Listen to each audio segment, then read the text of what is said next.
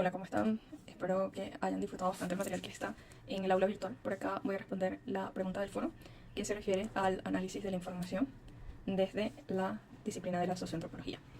Entonces, para eso es importante recordar que el análisis de la información en la socioantropología utiliza métodos y enfoques tanto de la sociología como la antropología. ¿Qué significa esto? Que el análisis de la información es desde el enfoque cuantitativo, estadísticas sociales, datos demográficos, y desde el enfoque cualitativo, observación participante, entrevistas a profundidad, diarios de campo, análisis de discurso, estudio de caso. Es decir, desde la socioantropología es un enfoque mucho más holístico e integrador que usa ambos métodos, o ambos enfoques, cualitativo y cuantitativo. Bueno, respondiendo a esta pregunta que estaba en el foro, una de las dudas más comunes en esta primera unidad en la materia es sobre la evolución. Entonces, quisiera que conversáramos sobre todo de una de las preguntas que no está explícitamente en los videos, pero es bastante importante, sobre todo por el área de estudio. Y es cuáles son los hitos más importantes para el desarrollo evolutivo del cerebro. Así como todo lo demás en nuestro cuerpo, nuestro cerebro ha tenido un desarrollo evolutivo muy importante a lo largo del tiempo y es necesario conocer para comprendernos mejor cómo se ha dado ese desarrollo del cerebro. Entonces, comprendiendo que la teoría de la evolución no es una teoría lineal, tenemos que irnos a esos primeros vertebrados hace 500 millones de años, en donde la evolución permitió que tuvieran un sistema nervioso central con una mejor coordinación y control de movimientos. ¿Esto para qué? Bueno, mejoraba la supervivencia, la adaptación de estos primeros vertebrados. Seguidamente, ya hablamos del desarrollo del cerebro de los mamíferos hace 200 millones de años. Y aquí es necesario referirnos a las necesidades del comportamiento más compleja, adaptación a entornos variados, que permitieron que el cerebro fuese más grande y más multifuncional. Seguidamente hablamos de los primates, y aquí es en donde viene este elemento. La vida en grupos permitía o requería habilidades cognitivas más avanzadas, como la comunicación, la cooperación y la resolución de conflictos. Y aquí tenemos que recordar que en toda la materia hemos hablado de la importancia de la sociabilización, es hasta una causa de la evolución de nuestro cerebro, porque fue en ese conjunto, en esa vida social, en donde requerimos hablar. Solos no requerimos hablar, no requerimos hacer acciones de cooperación y no requerimos hacer resolución de conflictos, pues no lo. Entonces, al requerir todo este tipo de elementos, el cerebro pues adquirió estas habilidades más complejas. Bueno, luego vamos al bipedalismo en los homínidos hace aproximadamente 4.7 millones de años, y aquí vemos la liberación de las manos para el uso de las herramientas y otras tareas, que igualmente favorece un cerebro más grande y más complejo. Este es un hito bien importante porque usar las herramientas para comer, para fabricar objetos y hacer esta supervivencia mucho más fácil, pues incidió definitivamente en el desarrollo del cerebro. Porque hablamos de liberación de las manos, porque aquí ya hablamos de que no se camina en 4 patas, sino bipedalismo en 2 patas, en 2 piernas. Bueno, seguidamente están las herramientas de piedra y la cultura, hace 2.6 millones de años. La fabricación y el uso de herramientas requirieron habilidades cognitivas avanzadas como la planificación y la resolución de problemas. Entonces estas dos van de la mano, aunque históricamente están bastante separadas, porque, vuelvo a repetirlo, la evolución es un proceso lineal y es un proceso de millones de años, pero primero esa liberación de las manos, luego, muchos millones de años después, la fabricación de las herramientas, pues contribuyeron al desarrollo de nuestro cerebro. El control de fuego. El control del fuego es un hito súper importante por varias causas.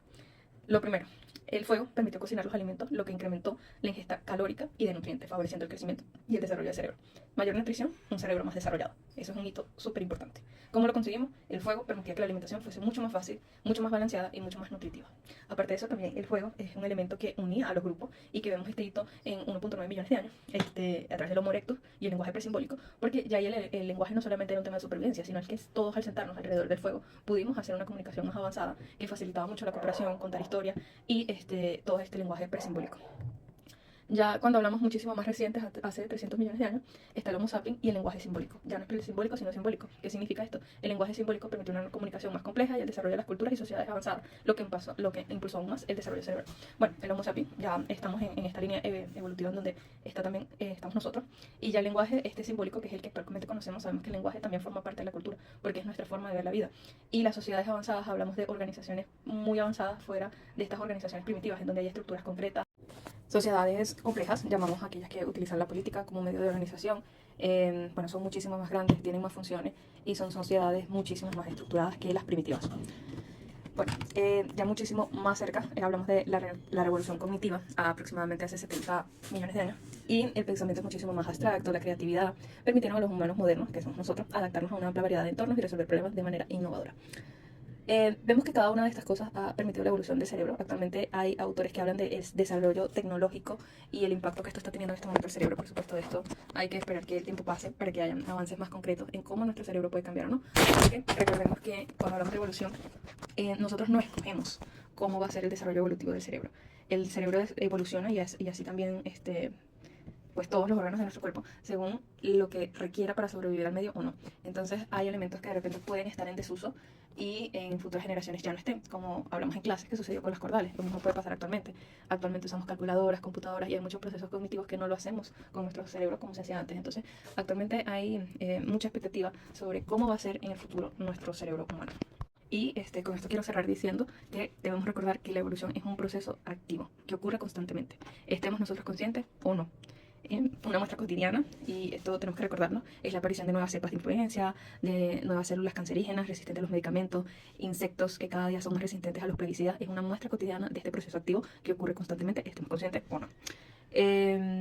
Bueno, la composición genética de la población, de las poblaciones cambia con el tiempo por la selección natural. Esto de repente es un concepto más biológico, pero súper importante, porque estamos hablando de genética y estamos hablando de cómo estos cambios genéticos con el tiempo se dan sin que nosotros podamos seleccionarlo. Es una selección natural. Bueno, y súper importante, que sea un proceso constante no quiere decir que sea un proceso lineal. ¿Cuál es la diferencia entre un proceso constante y un proceso lineal? Súper importante tenerlo claro para el examen.